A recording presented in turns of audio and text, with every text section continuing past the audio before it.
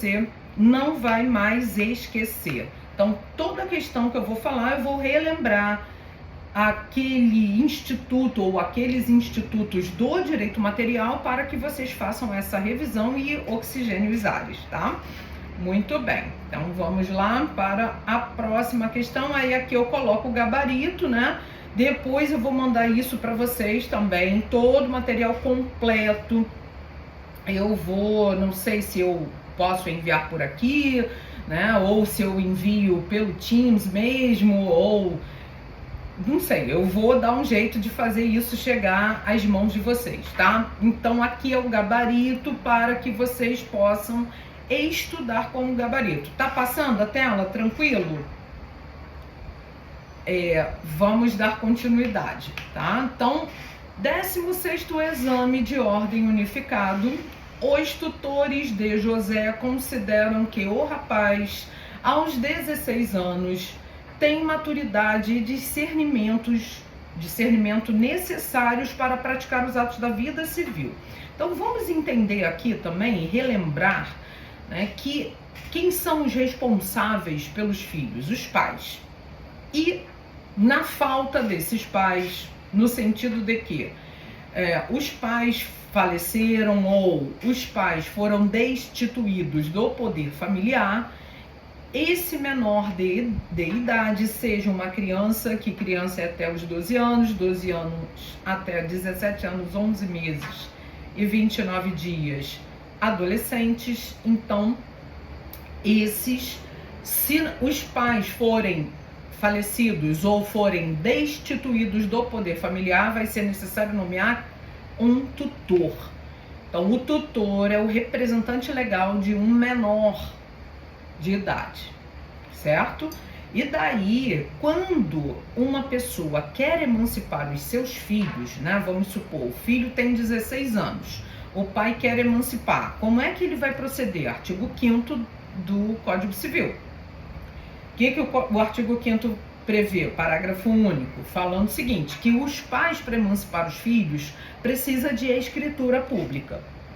Mas, se esses filhos forem órfãos ou os pais foram destituídos do poder familiar, esse tutor vai ser nomeado e esse tutor não vai poder emancipar o tutelado através de escritura pública. Vai ter que ser por decisão judicial.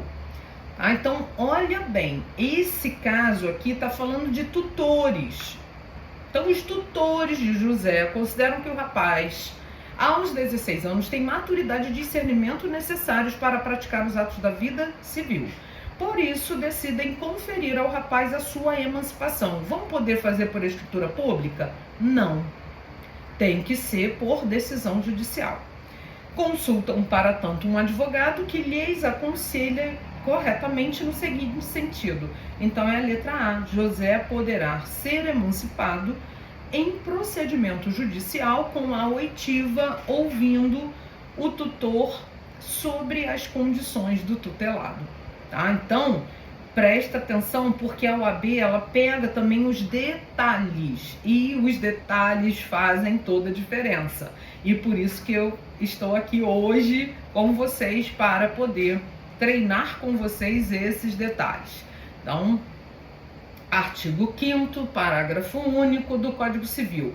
E lembrando, gente, a questão da emancipação, vocês sabem que o casamento emancipa, que o cargo público efetivo emancipa, que proventos próprios emancipam, e mas o que a gente deve lembrar é que somente a partir de 16 anos, tá? Então, um menor de 16 anos, ele não pode ser emancipado, mesmo que ele esteja incluído nesse rol, né? Por exemplo, atrizes, atores mirins, que já tem seu salário, mas ele não pode ser emancipado por ser menor de idade.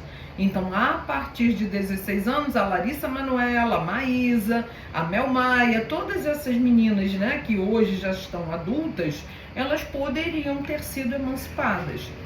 E aí, os pais, por escritura pública, pode emancipar os filhos nesse sentido. O casamento emancipa também, lembrando disso, né? Então, a partir do momento em que o menor de idade se casa, ele pode casar-se a partir de 16 anos, e a gente vai falar isso no direito de família, ele não precisa ser emancipado para casar, ele precisa de autorização de ambos os pais. E aí, ambos os pais autorizando, automaticamente o casamento vai acontecer e aí ele será emancipado, tá? Então vamos aí para outra questão.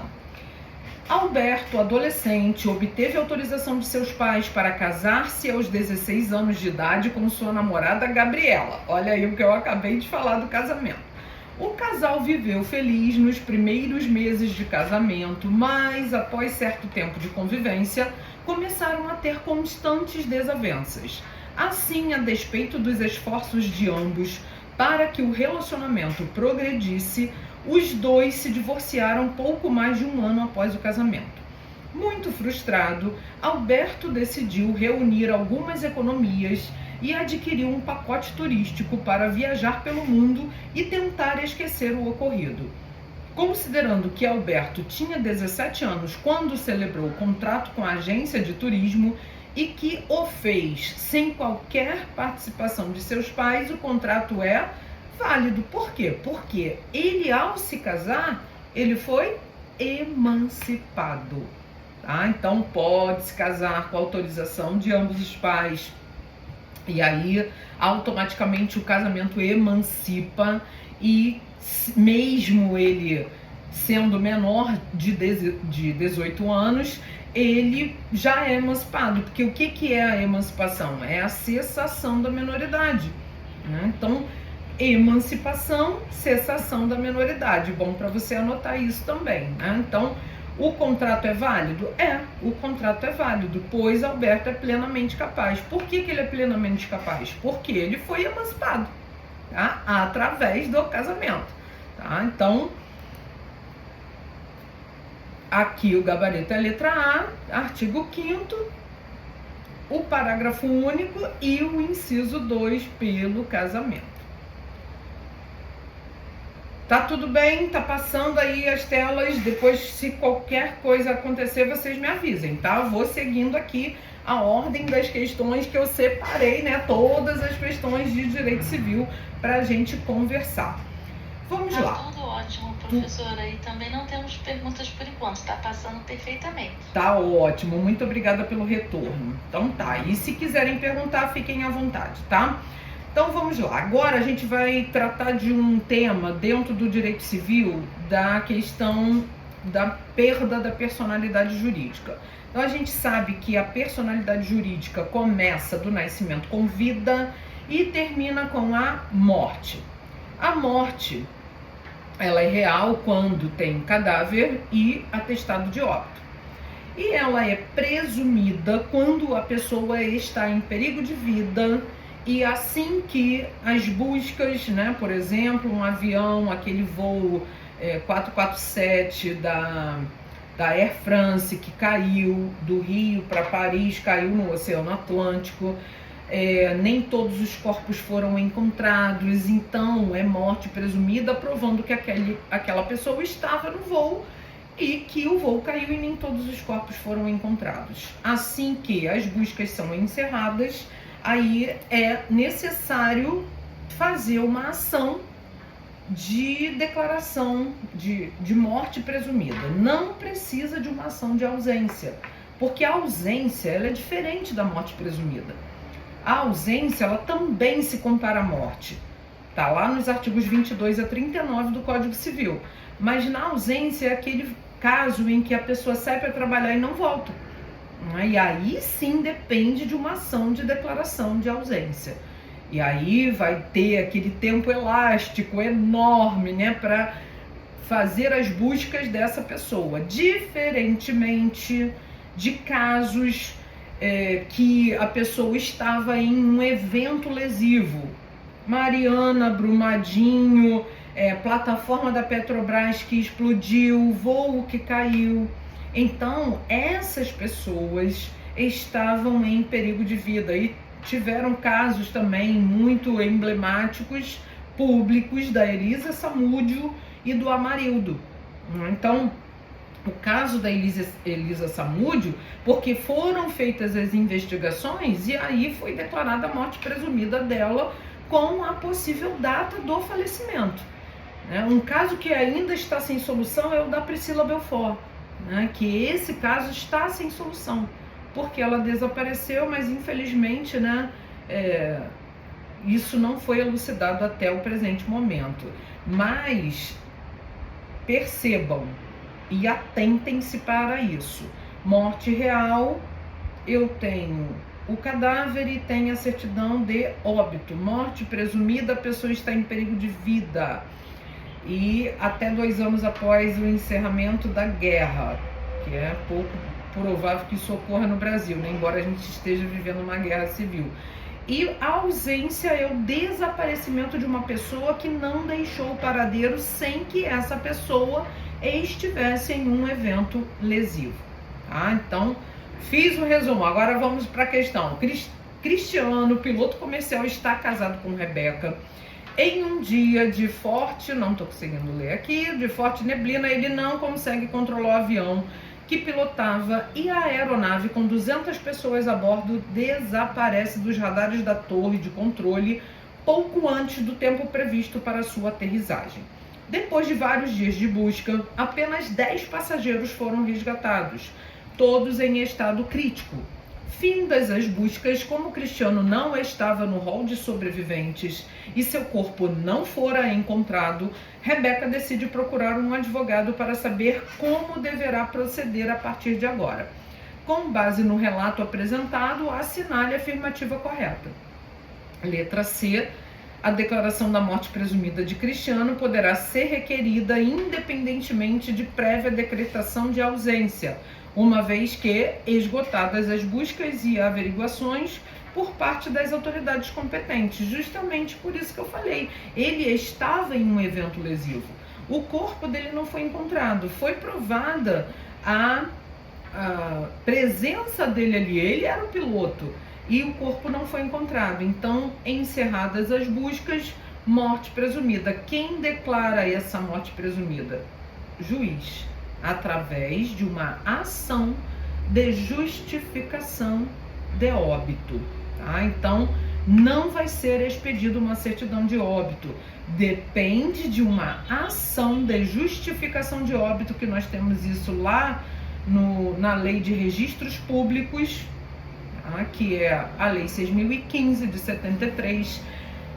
Vai ter que ser ajuizada uma ação de justificação de óbito, e aí sim a sentença de justificação de óbito ela se equipara à certidão de óbito para que ela seja registrada. Isso está no artigo 9º do Código Civil. Então, o que será registrado em registro público? Os nascimentos, os casamentos e os óbitos. E no inciso 3, as sentenças de morte presumida e de ausência. Então, é assim que se procede. Vamos também refrescar a memória em relação a essa questão do fim da personalidade jurídica. Vamos lá. Agora é uma questão de ausência, que falei para vocês que a ausência é a pessoa que desaparece sem deixar paradeiro. Gumercindo, 77 anos de idade, vinha sofrendo os efeitos do mal do Alzheimer, deixa eu baixar aqui, que embora não atingissem sua saúde física, perturbavam sua memória.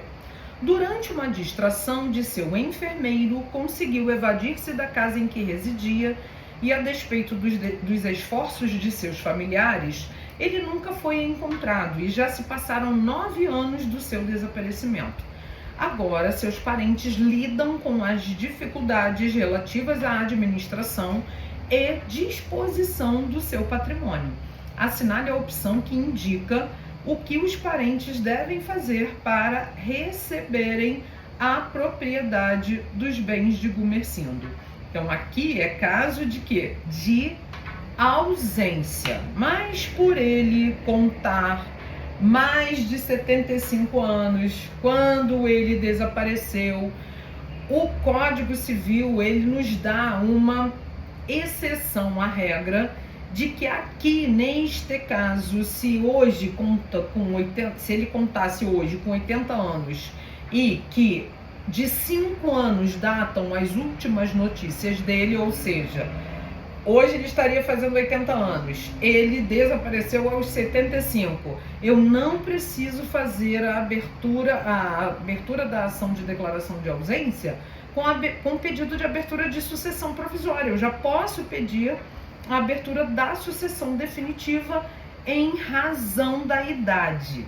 Tá? Então a opção correta é a letra C, eles devem requerer a sucessão definitiva do ausente, pois ele já teria mais de 80 anos de idade e as últimas notícias dele datam de mais de 5 anos, que foi o que eu acabei de falar com vocês, e isso está no artigo 38 do Código Civil.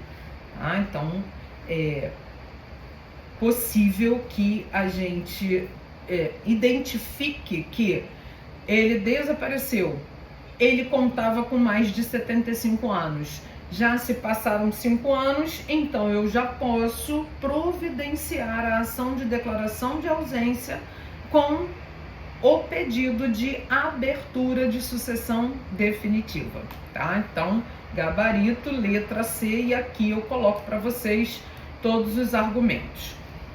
Então vamos lá, outra questão agora é uma questão sobre direito da personalidade, que é muito interessante também, tá? Os direitos da personalidade, eles vieram para o Código Civil em 2002, né? E não existiam os direitos da personalidade. Então, o direito da personalidade é o direito ao nome, à imagem, à honra, aos atributos, à voz, até mesmo, né, sobre os órgãos depois da morte, sobre o corpo depois da morte, né? Então, trata de situações que vão ensejar um dano moral, tá? E aqui, nesse caso concreto, inclusive contra pessoas que já faleceram, né? Porque os próprios parentes podem ajuizar uma ação de dano moral se tratar de pessoa falecida que teve a sua honra atingida. Desculpem, porque são muitos casos e que, infelizmente, as pessoas têm a imagem, a honra, o nome, o atributo, a voz ofendidos. Então, vamos lá. Perpétua e Joaquim resolveram mover ação de indenização por danos morais contra um jornal de grande circulação. Eles argumentam que o jornal, ao noticiar que o filho dos autores da ação fora morto em confronto com os policiais militares em 21/1/2015, publicou o nome completo do menor e sua foto sem a tarja preta nos olhos, o que caracteriza a afronta aos artigos 17, 18, 143 e 247 do Estatuto da Criança e do Adolescente. Esses artigos do ECA proíbem a divulgação da imagem e da identidade do menor envolvido em ato infracional, porque a gente sabe que o menor de idade ele não comete crime, ele comete ato infracional análogo ao crime, né? E a ele não é imputada uma sanção como é no direito penal, né? Então, a eles, menores de idade, que na verdade hoje a gente fala adolescentes em conflito com a lei, que é o termo politicamente correto, tá? E menores de 12 não cometem nem ato infracional, né? Porque aqui a criança no Brasil ela não pode ser responsabilizada somente a partir dos 12 anos, né? Então, a partir dos 12 anos até os 17 anos, 11 meses e 29 dias, é adolescente. E aí ele não comete crime, ele comete ato infracional.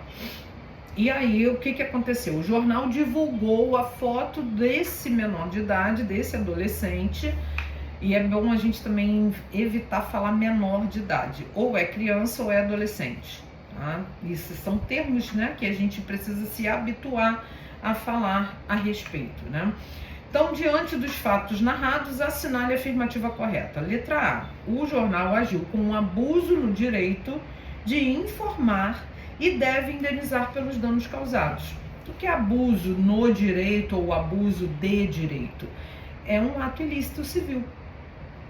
O 186, o artigo 186, ele fala que ato ilícito civil é causar dano a outrem, seja ele material, moral, lucros cessantes, danos emergentes. É ato ilícito civil causar dano. E o 187, ele fala que também é ato ilícito usar de má fé, né? Praticar os atos manifestamente sem boa fé, ou seja, de má fé, abusar de um direito que tem. O jornal tem o direito de divulgar notícia? Tem, mas não poderia ter publicado a foto daquele adolescente sem a tarja preta nos olhos, e por isso gera o dever de indenizar, ok? Então aqui no caso é a letra A, porque o jornal vai indenizar pelos danos causados, que neste caso foram danos morais, porque mesmo ele tendo sido morto, os pais podem sim mover uma ação contra eles, né? Inclusive, gente, eu postei um vídeo anteontem no TikTok, né, que eu fui inclinada, né, fui assim meio seduzida para criar um perfil no TikTok. Eu gravei um vídeo sobre cyberbullying, que tem tudo a ver com o direito da personalidade, de uma menina de 10 anos que expôs a foto da colega no grupo de WhatsApp da turma, lá em Santa Maria, no Rio Grande do Sul. E aí a menina ficou abalada psicologicamente, teve que sair da escola, porque isso tem acontecido muito, né? As pessoas usam vídeos, usam fotos para ofender a imagem alheia. E nesse caso foram crianças, né? E os pais são responsáveis pelos filhos no âmbito civil. No âmbito penal não, mas no âmbito civil sim. E aí houve uma condenação inédita no Brasil por conta da lei, dessa lei, né, que é desse ano, do cyberbullying. Então, olha que interessante. Então, viralizou, né? Tá com 160 mil visualizações lá o vídeo. E as pessoas realmente estão comentando. Por quê? Porque muitas pessoas estão sofrendo bullying. E a gente não pode deixar isso acontecer, né? E depois eu também, se vocês quiserem entrar lá, podem assistir o vídeo, tá? Tá no meu Instagram também. Então, tem direito de publicar notícia? Tem, mas não pode abusar. Como eu falei, ele é adolescente e não colocou a tarja preta lá nos olhos. Então, aqui eu tô chamando a atenção que a FGV, ela tem trabalhado a interdisciplinaridade. Por quê? Porque mistura questões de direito civil com direito penal, com Estatuto da Criança e do Adolescente, com consumidor, com tributário, com previdenciário, com trabalhista. Cada vez mais, a partir do 32º exame, a gente já vai para o 41 agora, né, o 41º, tem sido trabalhada muito essa questão da interdisciplinaridade. Por isso que é bom a gente ter um conhecimento plural para que a gente possa ser bem sucedido aí no exame da OAB. Vamos lá. Outra questão. Essa já vem uma questão de defeitos do negócio jurídico. A gente estuda no direito civil parte geral, os defeitos do negócio jurídico são erro, dolo, coação, estado de perigo, lesão, fraude contra credores. E esses defeitos do negócio jurídico, eles também afetam o ato jurídico. O que é um ato jurídico? Qual é a diferença de um ato para um negócio jurídico? O negócio jurídico é o contrato, né? E um ato jurídico, por exemplo, é um ato de reconhecimento de filho, é um ato de adoção, é um ato jurídico de tutela, de curatela. Isso é ato jurídico. Negócio jurídico é o contrato. O único negócio jurídico que não é contrato é o testamento. Tá? Então anotem isso aí, que é muito importante também. Tá? Então olha lá. A cidade de Asa Branca foi atingida por uma tempestade de grandes proporções. As ruas ficaram alagadas e a população sofreu com a inundação de suas casas e seus locais de trabalho. Antônio, que tinha uma pequena barcaça, aproveitou a ocasião para realizar o transporte dos moradores pelo triplo do preço. Ou seja, se aproveitou da situação para praticar uma prestação excessivamente onerosa. E isso é lesão, é a mesma coisa que o advogado que faz um contrato de honorários cobrando 50% do cliente. Então a gente tem que tomar cuidado com isso, porque o máximo que pode se cobrar do cliente é 30%. Se o cliente quiser dar, aí é ato de liberalidade dele, mas não extrapolem o parâmetro legal. E aqui ele cobrou uma prestação excessivamente onerosa, tendo em vista a premente necessidade dos moradores de recorrer a esse tipo de transporte. Nesse caso, em relação ao citado negócio jurídico, ocorreu lesão. O que é a lesão? Quando a pessoa, ela se submete a uma prestação excessivamente onerosa, e aí depois ela vai discutir a anulabilidade desse negócio jurídico, não para não pagar, mas sim para equilibrar os valores. Então, essa que é a questão, porque o serviço foi prestado? Foi, mas foi além do que deveria. É igual o que eu estou falando do exemplo do advogado, que cobra 50%. O correto é 30%, até 30%. O serviço foi prestado? Foi. Ele precisa ser remunerado pelos serviços prestados? Sim, mas não de 50%. Então, na lesão é a anulabilidade do negócio jurídico para rever e reequilibrar os valores. Tranquilo? Então, aqui é a lesão que o que difere a lesão do estado de perigo é que no estado de perigo há o perigo de vida. Na lesão não tem perigo de vida, só tem prestação excessivamente onerosa e desproporcional, tá? Então aqui eu coloco para vocês o artigo 157, porque quando se tratar de estado de perigo, que a gente vai ver que a FGV gosta bastante de defeitos do negócio jurídico, tá? Então a gente tem isso em mente, de estudar, rever, revisar todos os defeitos do negócio jurídico, tá? Erro, dolo, coação, estado de perigo, lesão, fraude contra credores. Próxima questão, durante uma viagem aérea, olha aí o estado de perigo. Eliseu foi acometido de um mal súbito que demandava atendimento imediato. O piloto dirigiu o avião para o aeroporto mais próximo, mas a aterrissagem não ocorreria a tempo de salvar Eliseu. Um passageiro ofereceu seus conhecimentos médicos para atender Eliseu, mas demandou pagamento bastante superior ao valor de mercado, ou seja, se aproveitou da situação para cobrar um valor que não era praticado no mercado, sob a alegação de que se encontrava de férias. Os termos do passageiro foram prontamente aceitos por Eliseu. Por quê? Porque ele estava num perigo de vida.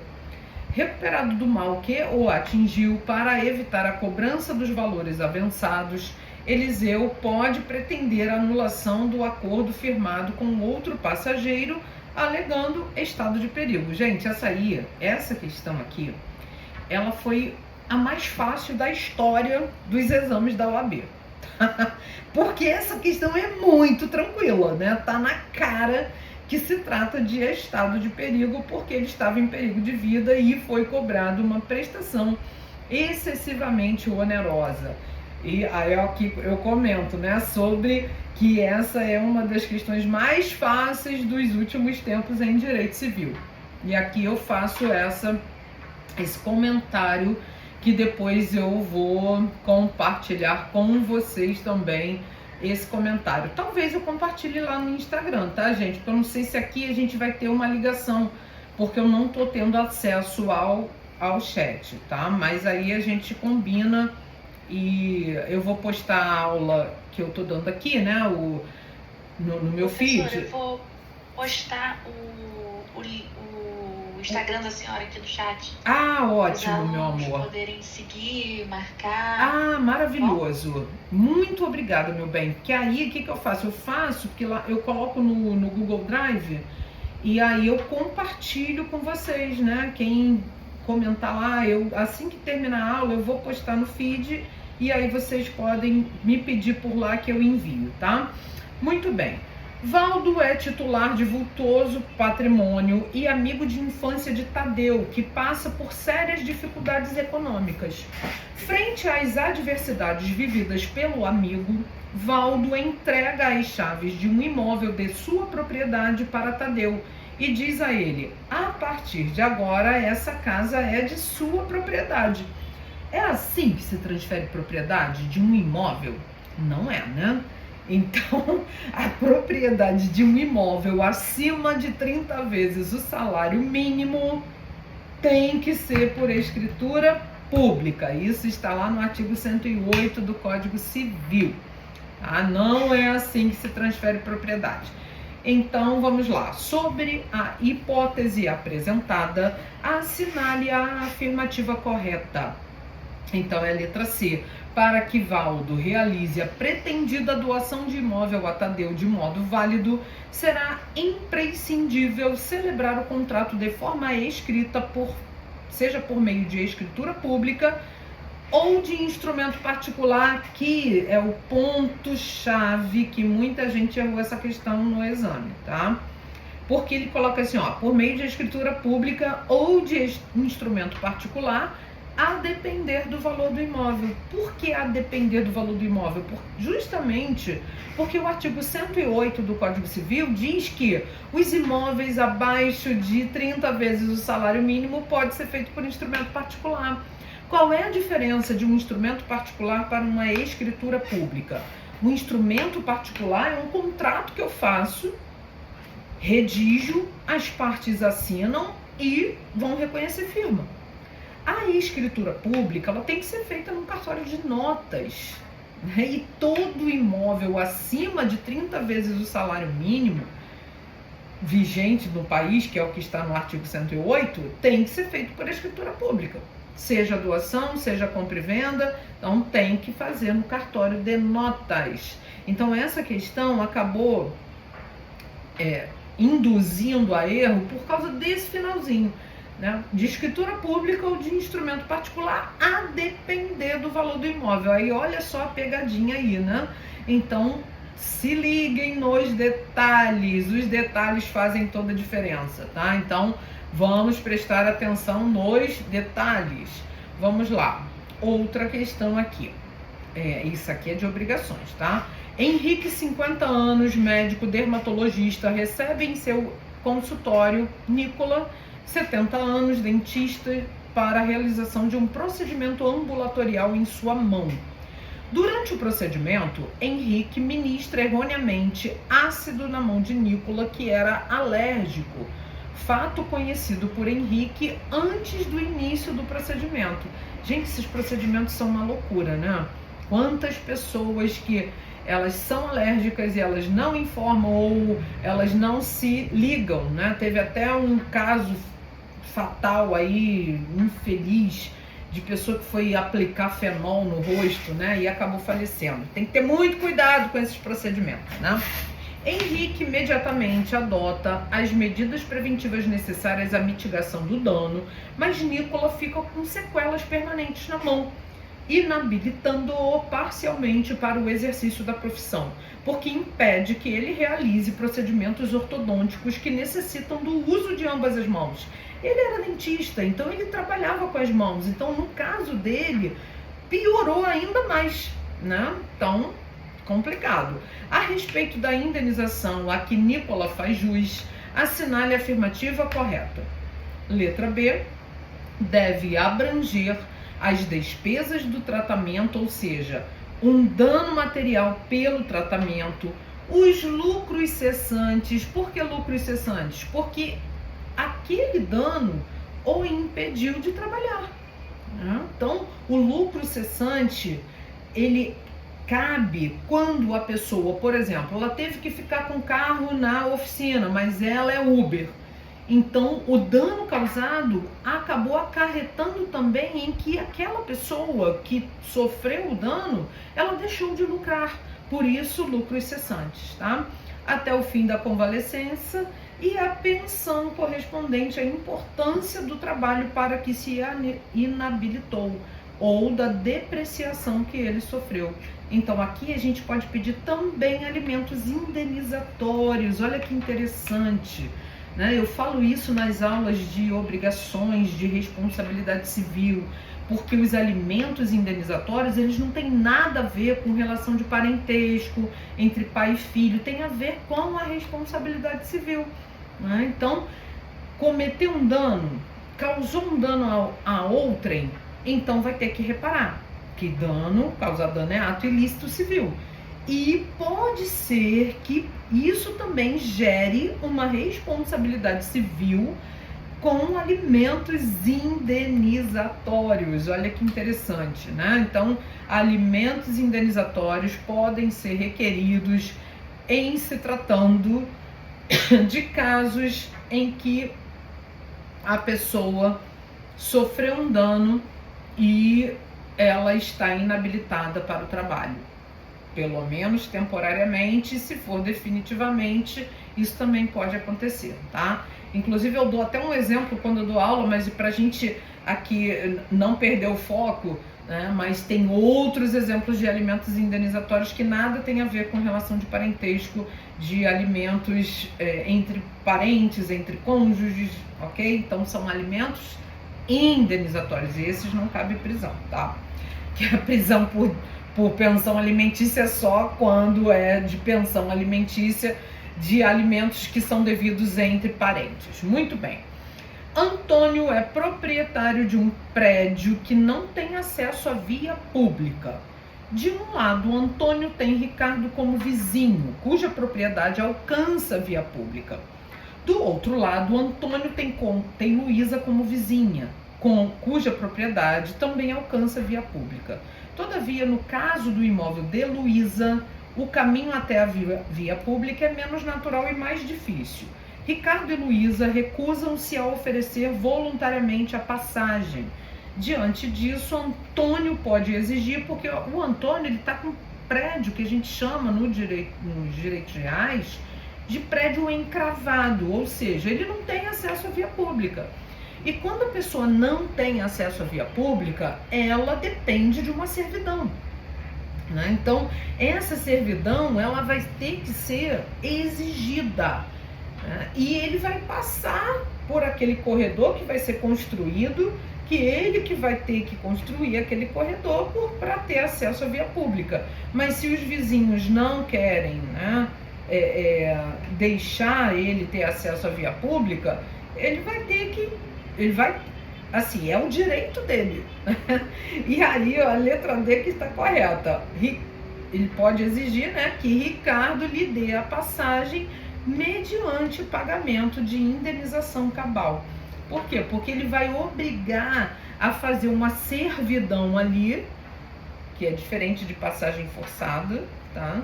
E aí ele vai, na verdade, assim, passagem forçada, não é servidão, tá? Porque a servidão é quando a pessoa tem acesso, mas ela quer encurtar caminho.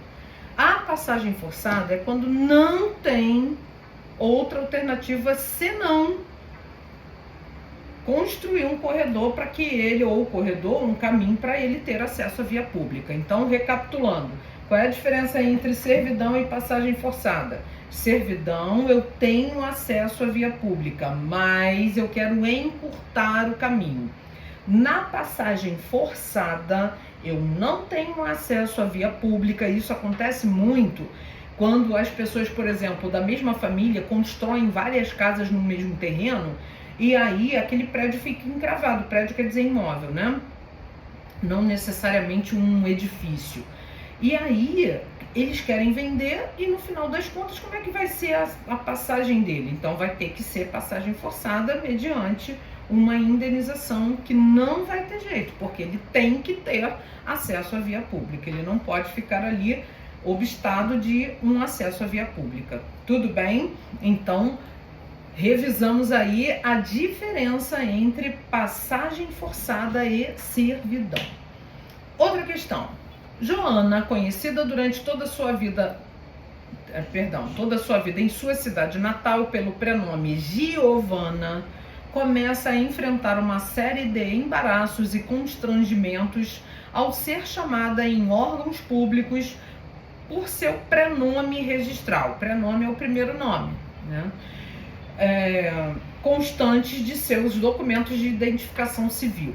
Diante disso, Joana, de 19 anos de idade, consulta você como advogado, buscando descobrir a viabilidade jurídica de alterar o seu prenome e os eventuais requisitos jurídicos que deveriam ser observados caso seja possível a mudança.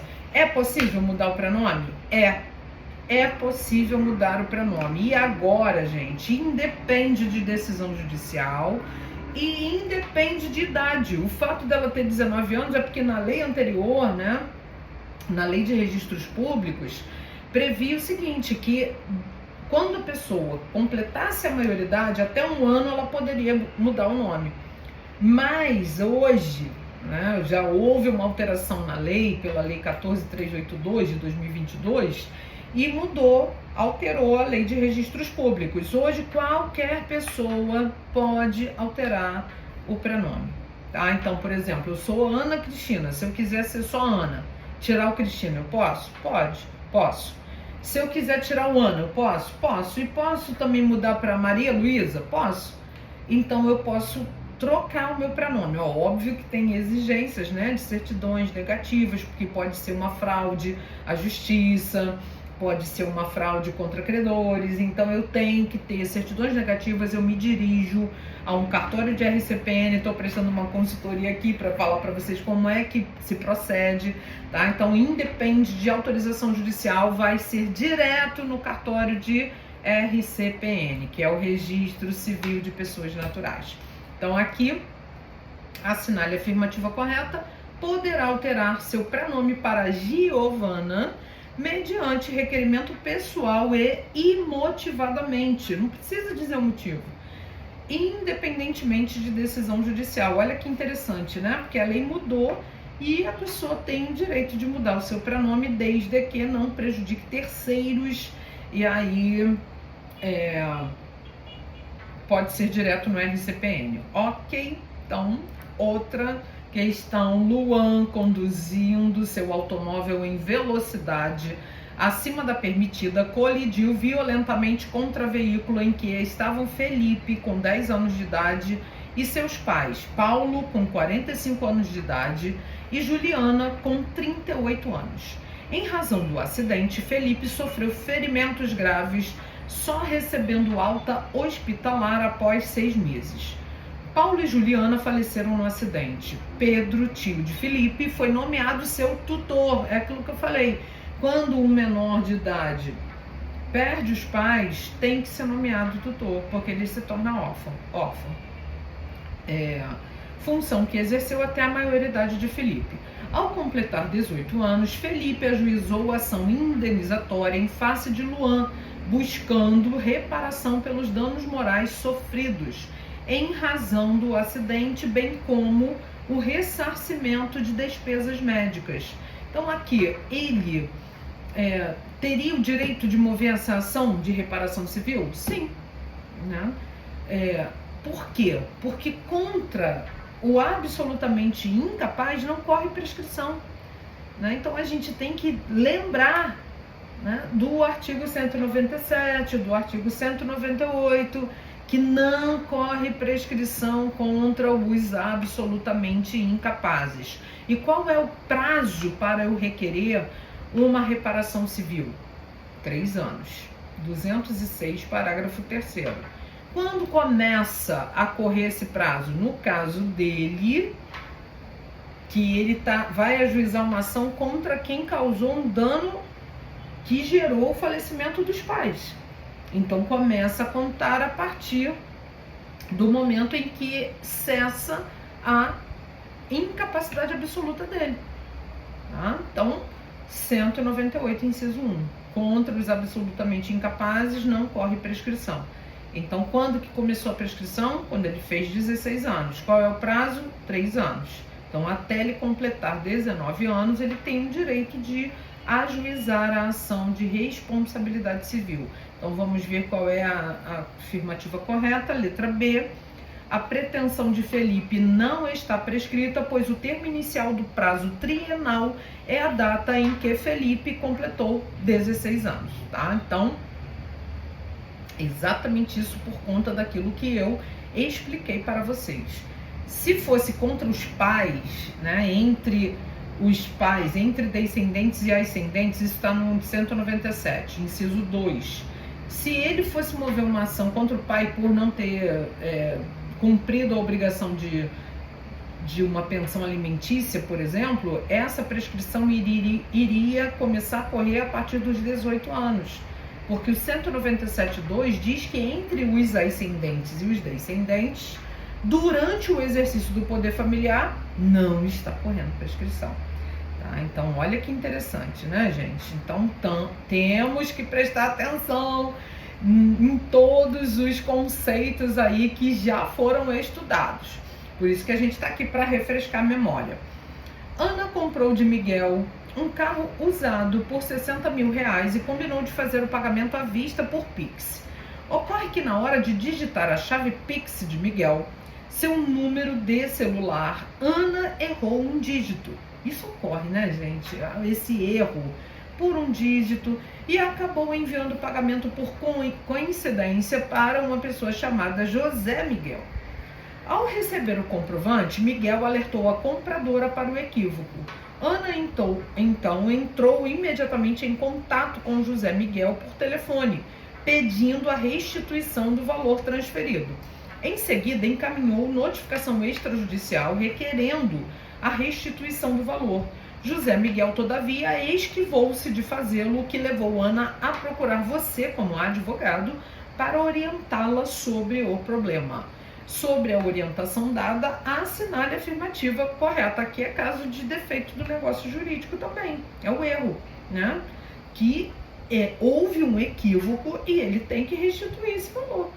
Então, a anulabilidade desse negócio jurídico, prazo decadencial de 4 anos, conforme está no 178 do Código Civil, e aí é caso de erro. Então vamos ver a resposta correta aí. Em eventual ação de Ana contra José Miguel, provando a autora o erro no pagamento, deve o réu ser condenado a restituir a quantia indevidamente recebida com os acréscimos da mora. Mora é demora, né? Demorou a pagar.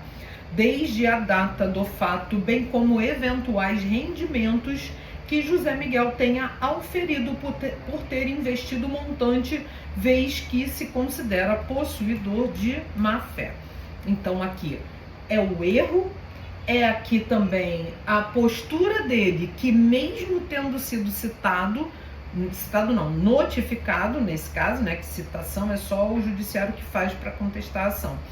Mas aqui ela enviou uma notificação e ele, ao ser notificado, ele não se manifestou. Então ele não tem culpa dela ter errado o dígito, ok?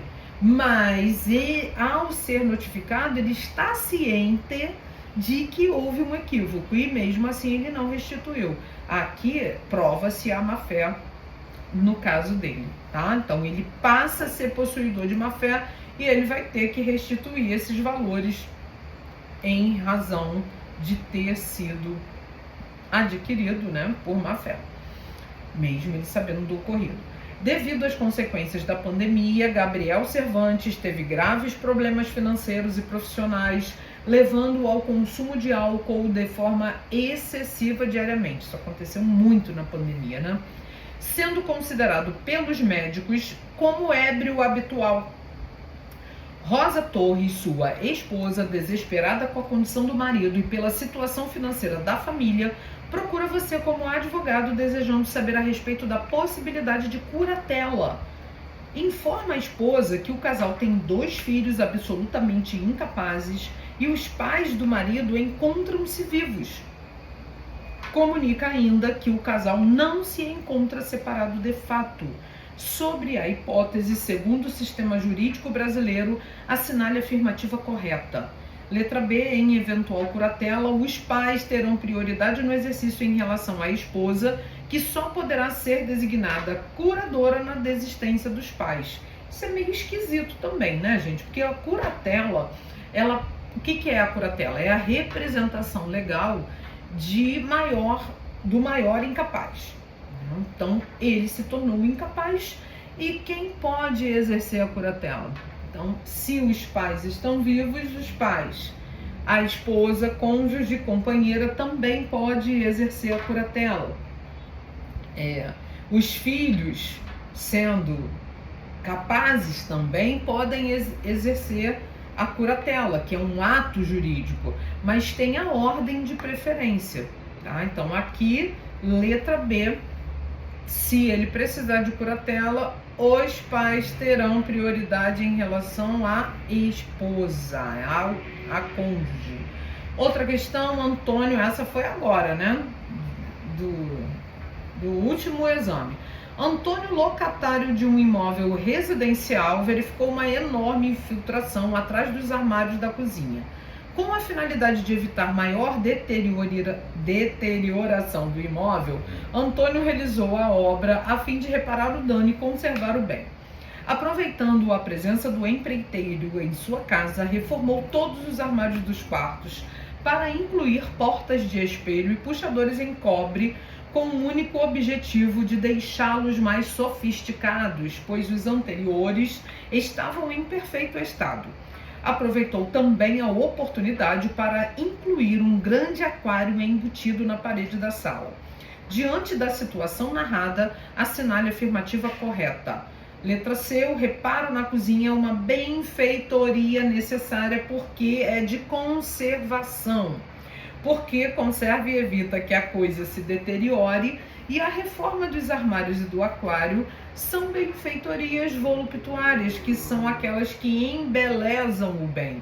Elas não trazem utilidade e nem são de conservação, por isso são consideradas voluptuárias, pois trata-se de mero deleite, que é isso que o código vai falar, tá? Então, relembrando benfeitorias necessárias de conservação, úteis que ampliam a utilidade do bem, como uma churrasqueira, uma piscina, uma garagem, e as voluptuárias de embelezamento, de aformoseamento do bem, que é assim que o código fala, né? Outra questão, Ana comprou... essa a gente já viu, essa já passou, né? Então vamos lá. Essa também eu repeti. Ih, caramba, tá repetido. Mas tudo bem, não tem problema, depois eu vou ajustar isso aqui nos slides. Lúcia, após negociações, concordou em vender para Cristina um imóvel pelo valor de 500 mil reais. Diante disso, as partes celebraram um contrato definitivo de compra e venda, prevendo o objeto do contrato, o imóvel, o preço, 500 mil reais, a forma de pagamento e outras estipulações de caráter acessório. O contrato foi firmado por meio de instrumento particular.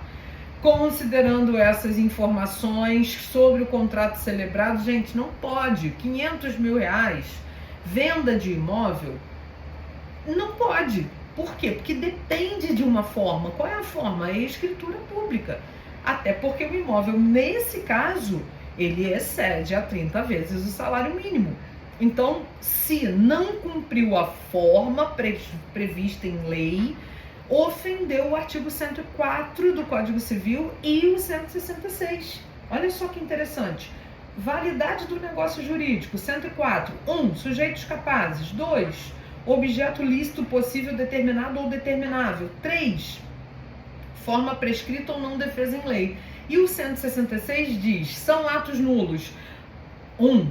Quando o sujeito não é capaz. 2. Quando o objeto não é lícito. 3. Quando a forma não está prevista na lei. E, nesse caso, qual é a forma prevista na lei? Escritura pública.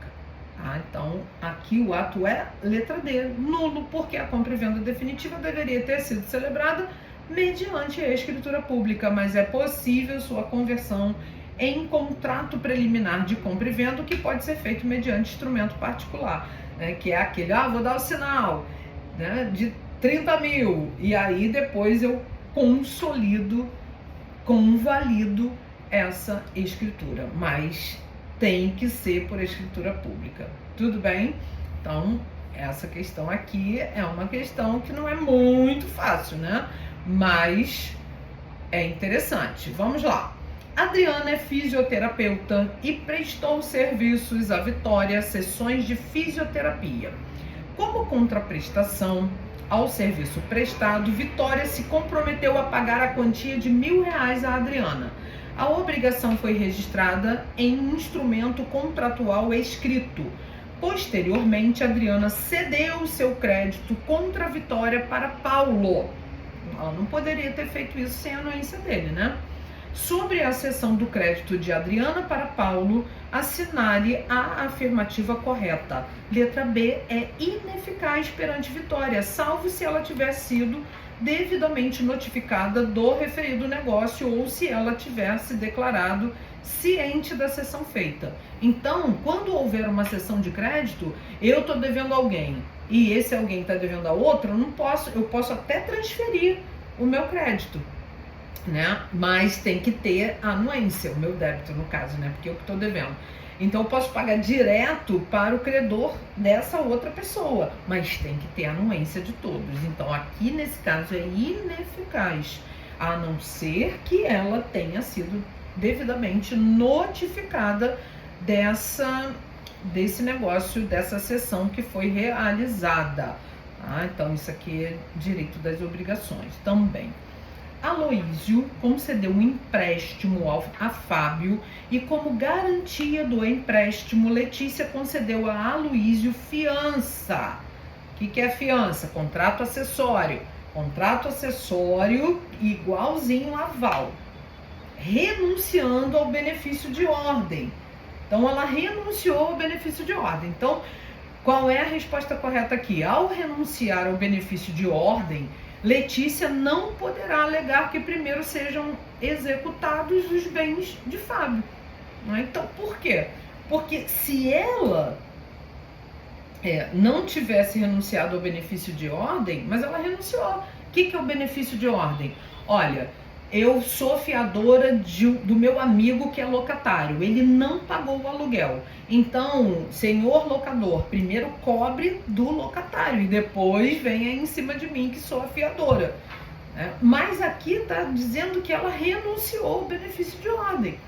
Ou seja, quem é a ordem primeira para cobrar quem? Locatário. E se houver renúncia, vai direto no fiador.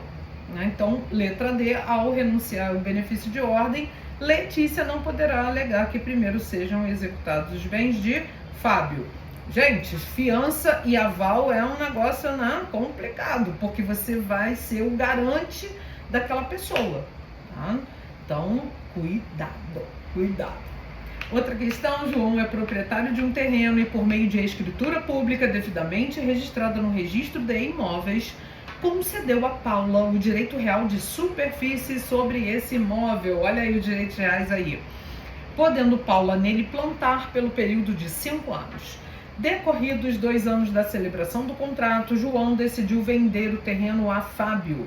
Antes de ultimada a venda, Paula foi informada da intenção de venda e ofereceu a João as mesmas condições para que ela própria adquirisse o terreno.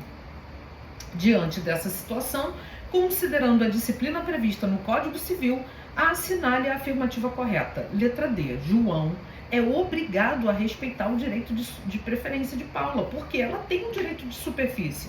O que é o direito de superfície? É o direito de a pessoa construir ou plantar durante um determinado tempo, que ela vai pagar um valor que é similar ao aluguel, mas que é chamado de cânon superficiário. A gente aprende isso lá nos direitos reais. E ela tem igualdade de condição na aquisição do imóvel, caso decida vender o terreno.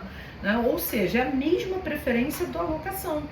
Quando, por exemplo, você faz um contrato de locação, você quer vender seu imóvel, você não tem que oferecer primeiro para o locatário? Então é a mesma coisa no direito superficiário. Se ele fez o direito de superfície naquele terreno para ela plantar durante 5 anos, se ele vai vender, tem que dar preferência para ela. Tá? Então, relembrando aí, né? Muita coisa, né, gente? Mas tenho certeza que vocês... Nossa, eu corri tanto, né? Que vocês vão ter muito sucesso, porque aqui a gente aproveitou esse tempo e eu fiz essa correria aí porque a gente atrasou um pouquinho no início, mas fico à vontade para vocês fazerem, fico aqui à disposição para vocês fazerem as perguntas que vocês desejarem. E a última dica aqui para vocês, né? Revise o material mais próximo do dia que você teve contato com ele do que próximo do dia da prova. Ou seja, esse estudo ele tem que ser regular.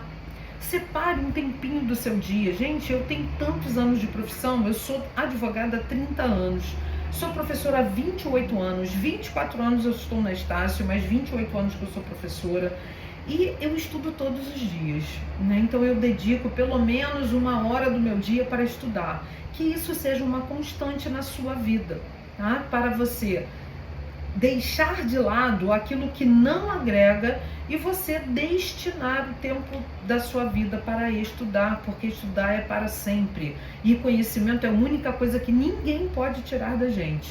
E a única coisa que ninguém pode fazer por nós é a nossa parte.